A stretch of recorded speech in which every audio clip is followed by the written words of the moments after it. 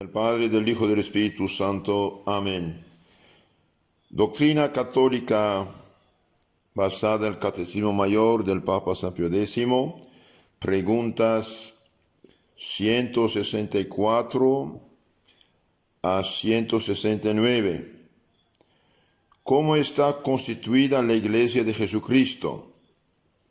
La Iglesia de Jesucristo está constituida como una verdadera y perfecta sociedad, y en ella, como en toda persona moral, podemos distinguir alma y cuerpo. ¿En qué consiste el alma de la Iglesia? El alma de la Iglesia consiste en lo que tiene de interno y espiritual, que es la fe, la esperanza, la caridad, los dones de la gracia y del Espíritu Santo, y todos los celestiales tesoros que provienen de los merecimientos de Cristo Redentor y de los santos. Entonces, el alma de la Iglesia consiste en lo que es interno y espiritual, en otras palabras, que no se ve en lo concreto, que es la fe, la esperanza, la caridad, las tres virtudes teologales que nos unen a Dios. Los dones de la gracia y del Espíritu Santo. El Espíritu Santo fue dado a la Iglesia precisamente para distribuir los merecimientos de Cristo, la salvación de Cristo. Y también esos bienes espirituales son todos tesoros de los merecimientos de Cristo y de los santos. Es el alma. ¿En qué consiste el cuerpo de la Iglesia? El cuerpo de la Iglesia consiste en lo que tiene de visible y externo. Visible y externo. Ya en la asociación de los congregados, asociación de los fieles, ya en el culto y ministerio de la enseñanza, ya en su orden exterior y gobierno. Ahora, para salvarse, ¿basta con ser un miembro cualquiera de la Iglesia Católica? Con otras palabras, ¿para salvarse basta ser católico ya? No, no y no. Para salvarse no basta ser un miembro, un fiel cualquiera de la Iglesia Católica, sino que es necesario ser miembro vivo. Entonces, para salvarse no basta ser o decirse católico, sino hace falta ser un miembro vivo de la Iglesia.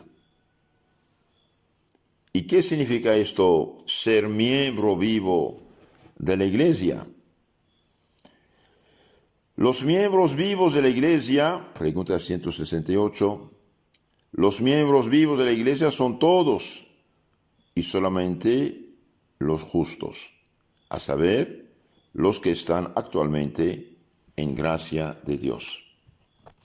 Con otras palabras, de todos los católicos que actualmente existen en el mundo, viven en el mundo, son miembros vivos los que están en gracia de Dios, es decir, los que están arrepentidos de sus pecados, los que nunca han pecado mortalmente, todos bautizados, por ejemplo, todos los niños bautizados hasta el uso de razón no pecan, entonces son miembros vivos de la Iglesia.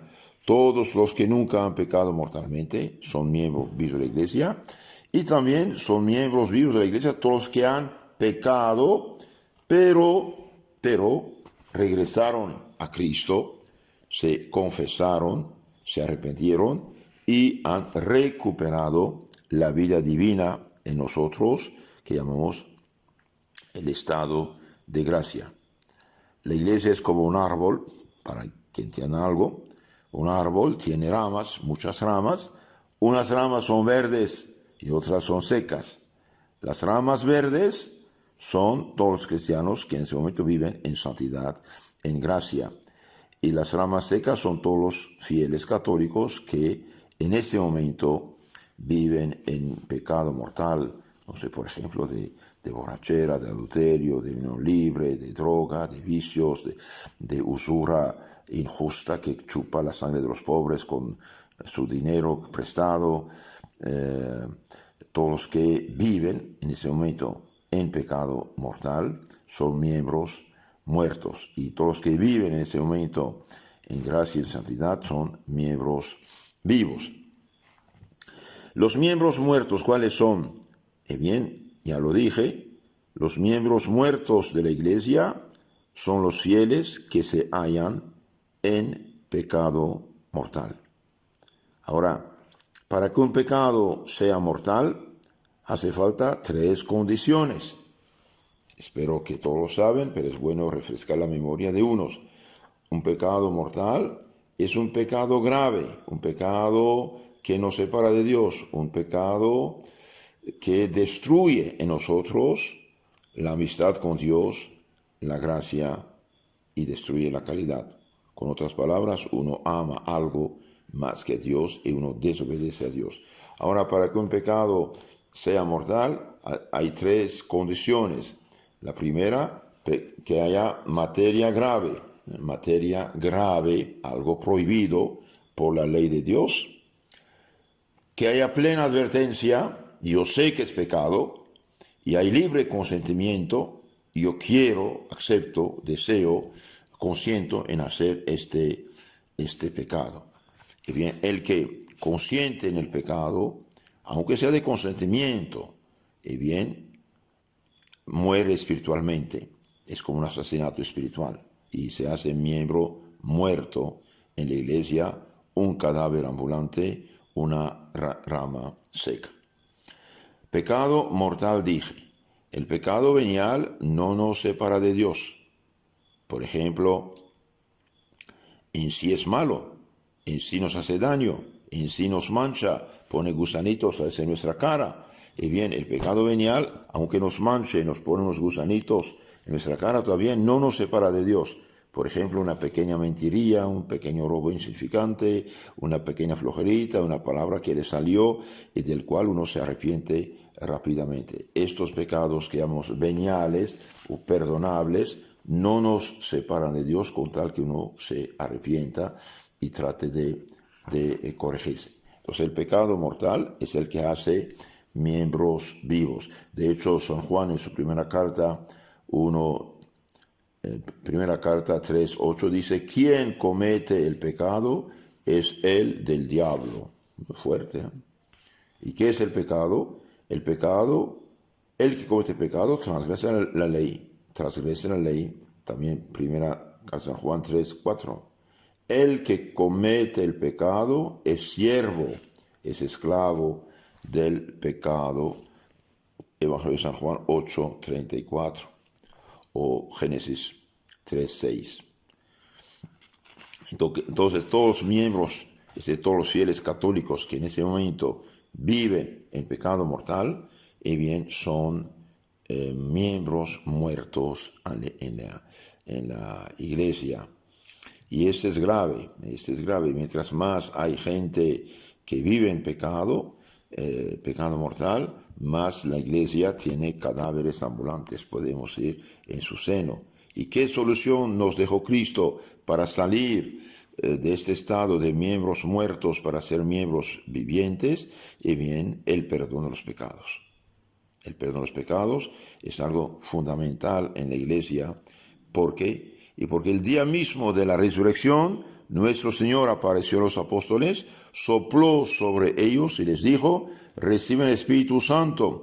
A quienes perdonan los pecados quedan perdonados, y a quienes retienen quedan retenidos. Entonces, este poder divino que Cristo dio a la Iglesia mediante los 12 apóstoles es de suma importancia. ¿Por qué? Porque Él sabía que íbamos a pecar, y su deseo es la salvación de la gente, nuestra salvación. Ahora Cristo dio este poder a la Iglesia lo que llamamos el perdón de los pecados, la confesión, la reconciliación o arrepentimiento, y solo un sacerdote puede dar este perdón de los pecados en nombre de Cristo. ¿Por qué? Porque el sacerdote y porque Cristo dio a los sacerdotes este poder en la persona de los apóstoles. Recibe el Espíritu Santo a quienes perdonan los pecados quedan perdonados y a quienes retienen quedan retenidos. San Juan capítulo 20, 22, 23. Hoy, claro, el demonio es siempre astuto y deseoso de hacer cadáveres ambulantes en la iglesia. Bajo influjo protestante dice, yo no me confieso con un hombre pecador como yo, me confieso directamente con Dios. Y bien, Dios no dijo esto. Dios dejó los sacramentos como medios, canales, instrumentos de su salvación. Mandó su Espíritu Santo a la iglesia para distribuir esta salvación mediante la iglesia y los santos sacramentos. Queridos hermanos, ser miembros muertos en la iglesia es peligroso, por eso andamos mal. En la medida que muchos católicos viven en pecado mortal, la mediocridad, la tibieza, la decadencia, el liberalismo afecta y las almas se pierden. ¿Qué debemos hacer? Y bien, nosotros mantenernos firmes, claro, en estado de gracia, de santidad. Ayudar a nuestro prójimo con nuestras oraciones, penitencias, sacrificios, ofreciendo nuestras comuniones, nuestra asistencia a misa, incluso hacer celebrar misas por la conversión de los pecadores, conversión de los miembros queridos de nuestras familias, incluso para los pecadores en general.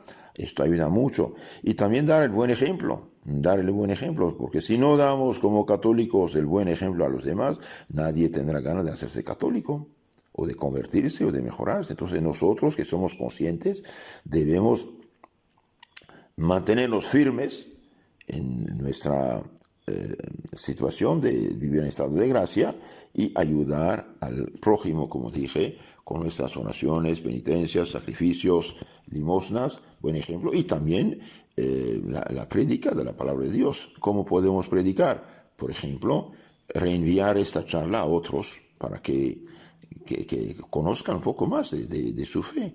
El Papa San Pío X decía, afirmamos que la mayor parte de la gente que va al infierno por no conocer la fe católica. Y esto es verdad. Mucha ignorancia religiosa actualmente existe y afecta las almas. Entonces, los miembros vivos de la iglesia son todos que en este momento son justos, es decir, viven en gracia, en santidad, aunque hayan pecado, se han arrepentido, confesado, reciben el perdón y comulgan. Y son miembros muertos todos los que sean en pecado mortal, en unión libre, en pecado de borrachera, de droga, de no practicar la fe, por ejemplo, no ir a misa el domingo pudiendo ir a misa, también es otro pecado. Los que son infieles a su esposo, a su esposa, los que viven en unión libre, ya lo dije, y también los que hacen daño al prójimo, no sé. Por ejemplo, la usura. La usura es un pecado excepcionalmente grave. ¿Por qué? Porque realmente es igual que matar. Quita al prójimo lo que necesita para vivir y lo pone en unos apuros tan grandes que llegan a veces unas hasta el suicidio. Pidamos a Dios misericordia, sí, para nosotros, misericordia para tantos que nos rodean y tratemos de evangelizarlos, dije, con la palabra, con el ejemplo, con la oración, con la penitencia, y pidamos también vocaciones sacerdotales, religiosos, religiosas, porque si no hay sacerdote, ¿quién va a confesar? ¿A quién va a perdonar los pecados? Eso también es un problema grave hoy. Las vocaciones disminuyen. Es realmente espantoso de ver que no hay suficientes sacerdotes. Pidamos también a Dios que ayude al Papa a los obispos para formar buenos y santos sacerdotes.